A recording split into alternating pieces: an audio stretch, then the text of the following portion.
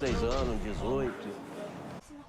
Minha mãe não deixa a gente sair pra rua porque tem muito carro, muita moto pode atropelar, também tem muito bandido. Drugs, crime, and poverty. Hearing these three things, the first thing that pops into your head probably isn't your childhood. This is different for Alex Pereira. He was born in Sao Paulo in the favelas of his city. Most people in the favelas are struggling from extreme poverty and a system that does not even try to provide them with help.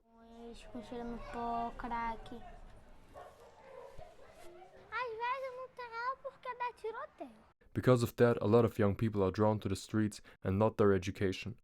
Alex Pereira was no different. At the age of 12, he dropped out of school and got himself a job at a small tire shop, where he would work up to 10 hours a day. He worked hard because he desperately wanted to provide for his family.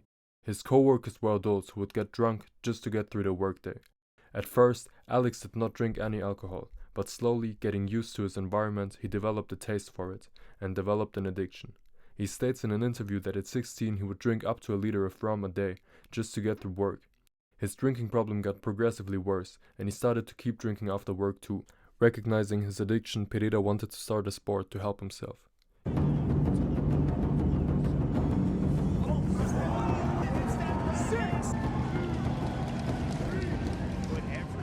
At the age of 21, Pereira went to a kickboxing gym for the first time in his life. That decision would change the rest of it. During that time, Pereira also started to look into his native Brazilian heritage, which also explains his nickname, Poatan, which means stone hand in the native Tupi language. Pereira quickly recognized his talents and started his amateur kickboxing career, in which he acquired a record of 25 wins and 3 losses, all 25 wins due to knockout. Early in his amateur career, he won a national championship, which made his coach tell him that he should go into pro fighting. At that moment, I decided I had to stop with the drinking, he says. I quit, it was hard, but I did it, and since then I've never touched a sip of alcohol. I celebrate with Coca-Cola now. When he turned professional, his style of just knocking people out did not change, only now he was getting paid for it.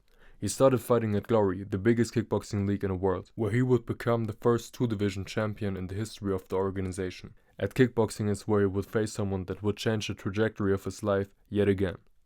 Ni hao, I am the Black Dragon. I was born in Nigeria. I grew up in New Zealand, but I have lived in China, so I've embraced the Chinese culture. Israel Adesanya was a kickboxer before he began fighting in the UFC.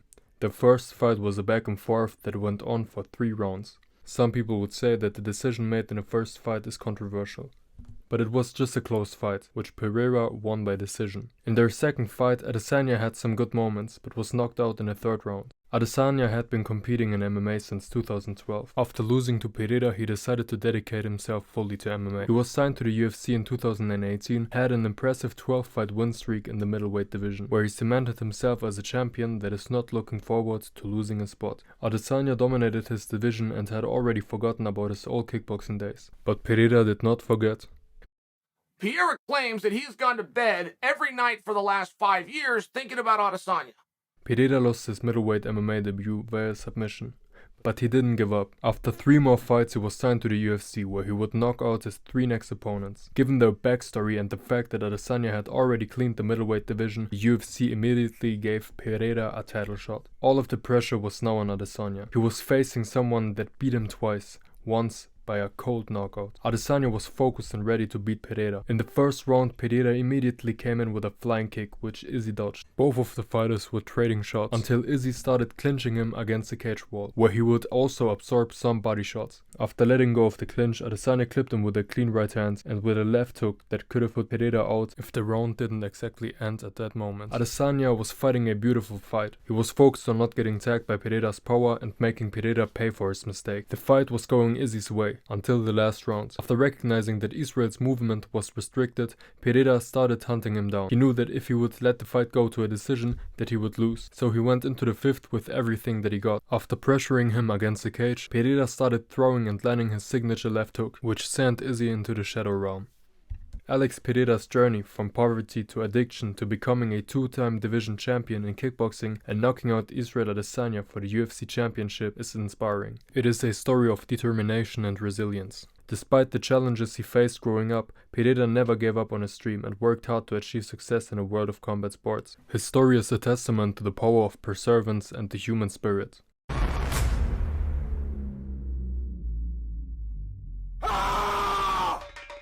Fighting out of Danbury, Connecticut, USA by way of Sao Paulo, Brazil. Here is Alex Pereira. This man is a monster.